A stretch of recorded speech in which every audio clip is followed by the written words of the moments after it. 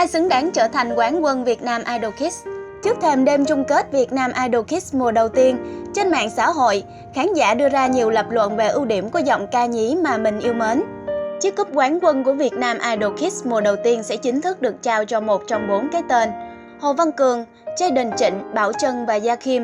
Không như nhiều người nghĩ, diễn biến đêm thi quan trọng này sẽ rất khó đoán và bất cứ ai cũng có khả năng lên ngôi.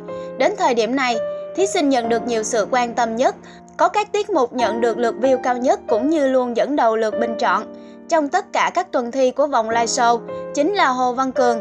Bấy nhiêu cũng đủ để khán giả đặt cược cậu bé nhà nghèo đến từ Tiền Giang đang có rất nhiều lợi thế trong đêm chung kết sắp tới. Nếu ngôi vị cao nhất sẽ thuộc về cậu bé Cường, đây sẽ là một kết quả không gây bất ngờ. Đây có lẽ cũng sẽ là kết quả hợp lòng khán giả, cũng như phản ánh đúng diễn biến của chương trình từ những ngày đầu. Nói đến Hồ Văn Cường, khán giả không đánh giá cao về kỹ thuật. Nhiều lần em cũng bị giám khảo nhắc nhở về việc chưa kiểm soát tốt giọng hát lẫn cột hơi. Tuy nhiên với khán giả, họ sẵn lòng bỏ qua điều này khi giọng ca 13 tuổi mang đến được cảm xúc, cũng như khiến người nghe phải xúc động theo từng câu hát của mình. Và rõ ràng trong các cuộc thi hát cho thiếu nhi lẫn người lớn, cảm xúc mới là yếu tố làm nên kỳ tích, chứ không phải việc hát to khỏe hay phô diễn nhiều kỹ thuật. Tuy nhiên trước đêm thi cuối cùng, nhiều tranh cãi tiếp tục nổ ra trên mạng xã hội xung quanh việc Hồ Văn Cường liệu có đang được khán giả ưu ái quá mức.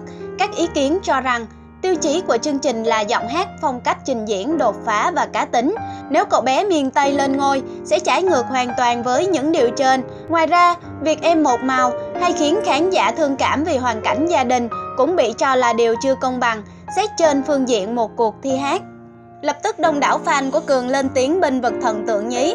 Nickname em viết: mọi người nói em vì hoàn cảnh nên được nhiều sự ủng hộ, còn với tôi em là một tài năng thực sự. Em đem đến quá nhiều suy nghĩ và cảm xúc trong tôi. Em là động lực để tôi bước tiếp trên đoạn đường còn lại. Bình luận này ghi nhận gần 200 lượt thích.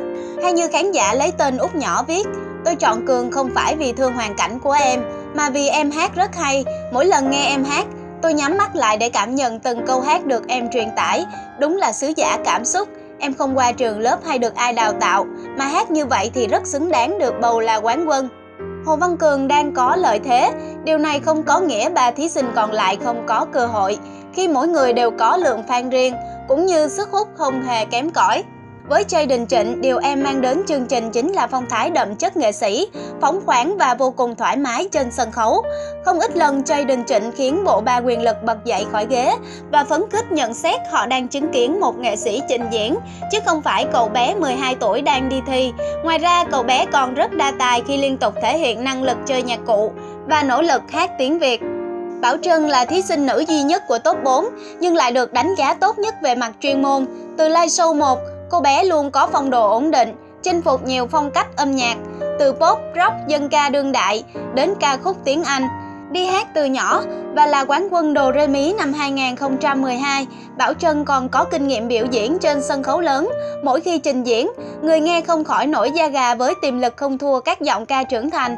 Em hát nốt cao thấp tròn trịa, gằn giọng và cả hát giả thanh. Thần đồng là từ mà Văn Mai Hương từng dùng để gọi cho giọng ca có biệt danh bánh rán.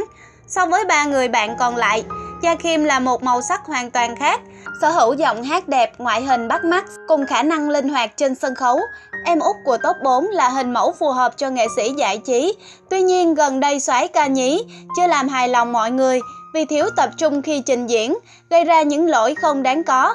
Liệu Gia Khiêm có vượt qua được trở ngại này để mang đến một phần thi đủ sức chinh phục khán giả?